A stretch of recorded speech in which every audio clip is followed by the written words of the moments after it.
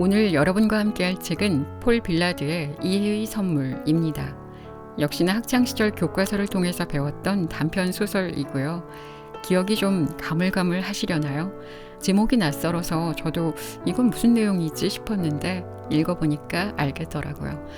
결정적으로 버찌 씨는 이 소설에서만 들어본 것 같아요. 버찌는 벚나무에서 나는 열매로 체리와 같은 품종이긴 하나 체리에 비해서는 크기가 매우 작다고 합니다. 이게 중요한 건 아니니까요. 궁금하신 분들은 직접 검색을 해서 찾아보시기 바랍니다. 작가 폴 빌라드는 미국의 아동문학가이자 소설가로 어린이의 순수한 심리를 섬세하게 묘사해서 세대 간의 이해와 배려, 사랑에 대한 교훈을 깨닫게 하는 작품을 주로 썼습니다.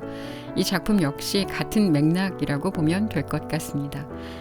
지난번에 별이라는 소설이 짝사랑, 첫사랑을 그리워하며 그때의 순수함을 돌아보는 시간이었다면 오늘은 시간을 조금 더 거슬러 올라가야 될 것 같습니다. 세상의 때가 요만큼도 묻지 않았던 여러분들의 시간으로 오늘은 한번 돌아가 볼까요? 그리고 지금의 우리로 다시 돌아와서 이야기를 하면 좋을 것 같습니다. 자, 그럼 오늘의 책 이해의 선물 지금부터 시작해 볼까요?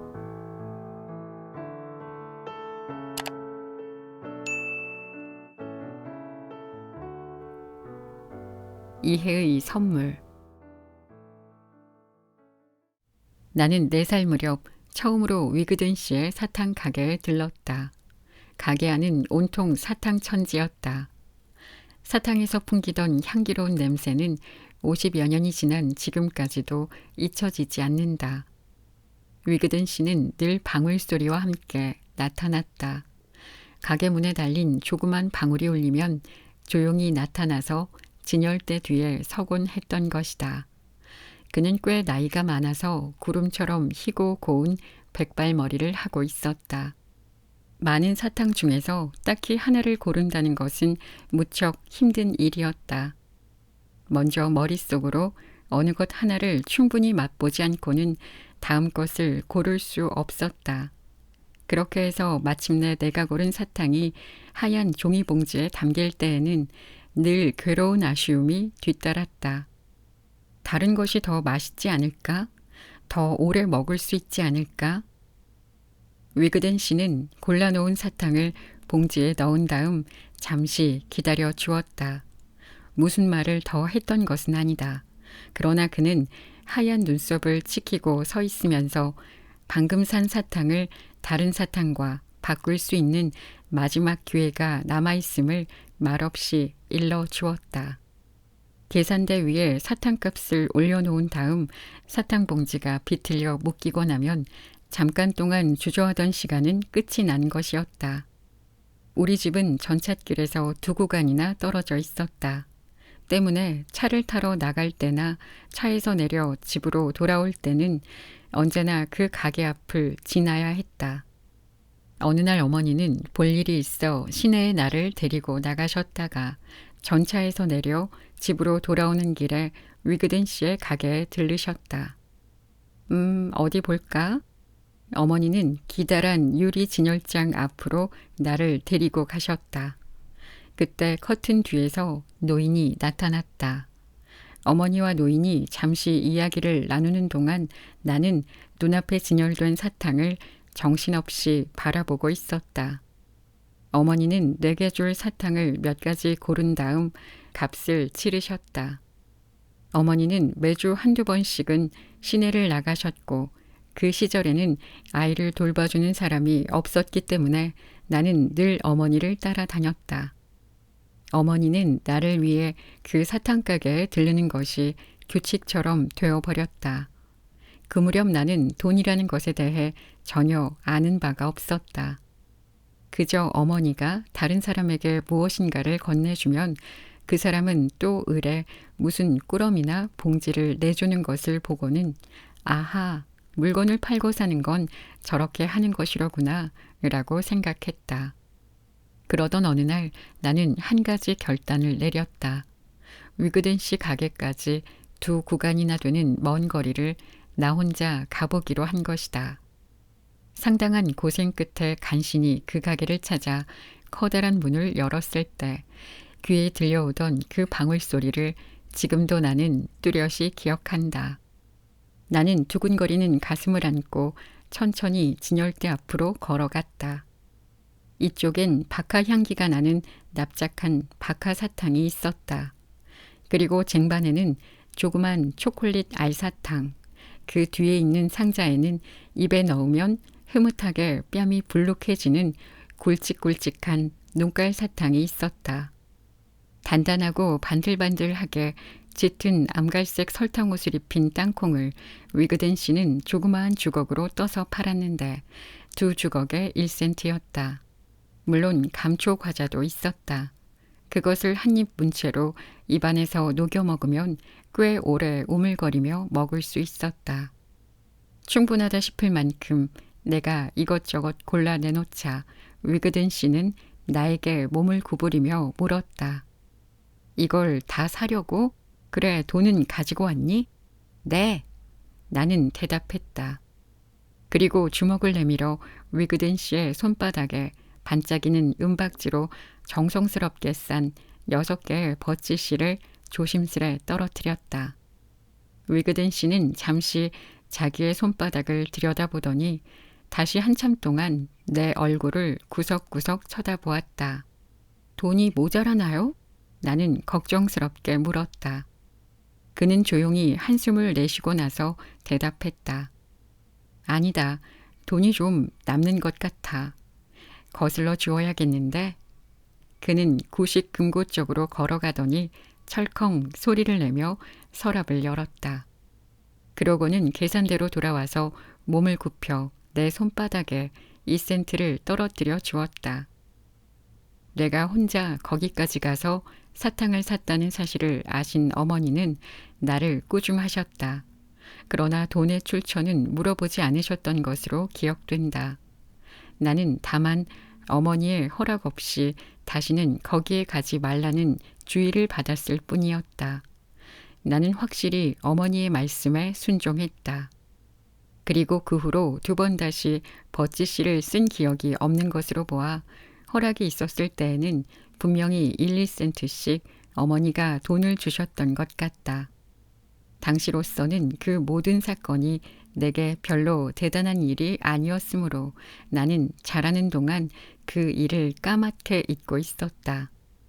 내가 67살이 될 무렵 우리 가족은 동부로 이사를 갔다. 거기서 나는 성장해 결혼도 하고 가정도 이루었다. 아내와 나는 외국산 열대어를 길러 파는 장사를 시작했다. 당시는 양어장이 아직 초창기를 벗어나지 못했던 시절이라 대부분의 물고기는 아시아, 아프리카, 남아메리카 등지에서 직접 수입하고 있었다. 그래서 한 쌍의 $5 이하짜리는 없을 정도였다. 어느 화창한 오후 남자아이 하나가 제 누이 동생과 함께 가게에 들어왔다. 남자아이는 67살 정도밖에는 안 되어 보였다. 나는 바쁘게 어항을 닦고 있었다.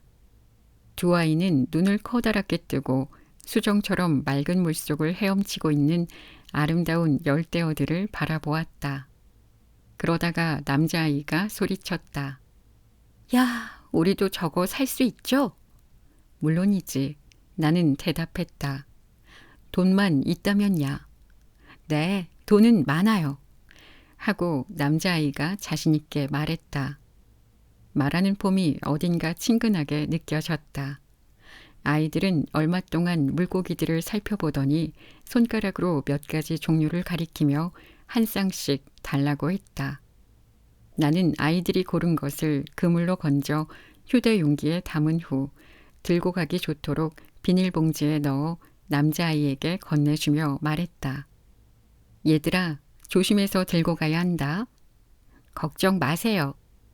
남자아이는 고개를 끄덕이며 제 누이 동생을 돌아보고 말했다. 네가 돈을 내. 나는 손을 내밀었다. 다음 순간 꼭 쥐어진 여자아이의 주먹이 내게 다가왔을 때 나는 앞으로 일어나게 될 사태를 금세 알아챘다. 그리고 그 어린 소녀의 입에서 나올 말까지도. 소녀는 쥐었던 주먹을 펴고 내 손바닥에 5센트짜리 백동화 2개와 10센트짜리 은화 1개를 쏟아 놓았다. 그 순간 나는 먼 옛날에 위그든 씨가 내게 물려준 유산이 내 마음속에서 솟아오르는 것을 느꼈다. 그제야 비로소 지난날 내가 그 노인에게 안겨주었던 곤란함이 어떤 것이었는지를 알았고 그가 얼마나 멋지게 그것을 해결했던가를 깨달았다. 내 손 위에 올려진 그 동전들을 바라보고 있노라니 나 자신이 그 조그만 사탕가게에 와 있는 듯한 기분이었다. 나는 그 옛날 위그든 씨가 그랬던 것처럼 두 어린이의 순진함과 그 순진함을 보존할 수도 파괴할 수도 있는 힘이 무엇인지를 알게 되었다. 그날의 추억이 너무나도 가슴에 벅차 나는 목이 메었다.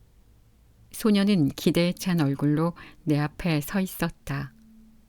모자라나요?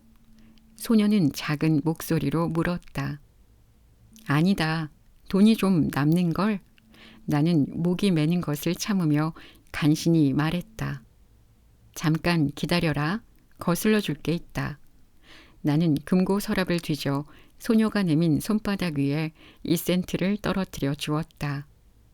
그러고 나서 자기들의 보물을 소중하게 들고 길을 걸어 내려가고 있는 두 어린이의 모습을 문 옆에서 지켜보며 서 있었다. 가게 안으로 들어와 보니 아내는 어항 속의 물품들을 다시 가다듬어 놓느라고 걸상 위에 올라서서 두 팔을 팔꿈치까지 물속에 담그고 있었다. 대관절 무슨 까닭인지 말씀해 보세요. 아내는 나를 보고 말했다. 물고기를 몇 마리나 주었는지 알기나 해요? 한 30달러어치는 주었지. 나는 아직도 목이 맨 채로 대답했다. 이해해줘. 그럴 수밖에 없었으니까. 내가 위그든 씨에 대한 이야기를 끝마쳤을 때 아내의 두 눈은 젖어 있었다. 아내는 걸상에서 내려와 나의 뺨에 조용히 입을 맞추었다. 아직도 그 박하사탕의 향기가 잊혀지지 않아. 나는 숨을 길게 내쉬었다. 그리고 마지막 어항을 닦으면서 어깨 너머에서 들려오는 위그든 씨의 나지막한 웃음소리를 들었다. 버찌씨 6개를 곱게 은박지로 싸서 사탕 사 먹겠다고 2구간이나 되는 먼 거리를 걸어갔던 꼬맹이. 너무 귀엽지 않나요? 저는 전혀 기억이 나지 않는데 아주 어렸을 때 아마도 버찌씨 소년보다 더 어렸을 것 같은데요. 아무 생각 없이 슈퍼에 불쑥 들어가서 과자인지 아이스크림인지를 그냥 들고 나와서 먹었던 적이 있었대요. 저도 위그든 아저씨 같은 그런 좋은 분을 만났다면 참 좋았겠지만 저는 엄마한테 죽도록 혼나고 그 뒤로는 그런 일이 절대 없었다고 합니다. 위그든 아저씨가 물려주신 유산, 우리에게는 그런 어른으로서의 아량, 이해심이 있을까요? 물론 가게에 어린아이가 들어와서 버찌씨를 내밀면서 저 돈 많아요, 이거 주세요 하면 참 당황스럽긴 할 것 같습니다. 보통은 그거 돈 아니야, 엄마 모셔와, 그럼 못 써, 이렇게 답하는 경우가 많겠죠. 만약 살다가 저한테도 이런 비슷한 일이 생긴다면 저도 위그든 아저씨처럼 500원쯤 거스름돈을 쥐어주며 아이의 미소를 구경하고 싶네요. 이런 비슷한 일이 생기는 건 현실적으로 쉽지 않겠지만 아이의 순수함을 짓밟는 대표적인 예가 있죠. 산타 할아버지 그런 거 없어. 산타 할아버지는 니네 아빠야. 여러분, 이런 말로 어린이의 마음에 상처 주지 맙시다. 오늘은 언제 보아도 질리지 않고 그보다 더 예쁠 수 없는 어린 아이의 미소를 떠올리며 오늘 하루에 힘들었던 일, 속상했던 일들을 잊어보시기 바랍니다. 지금까지 책방차차 달콤 엘리였습니다. 감사합니다.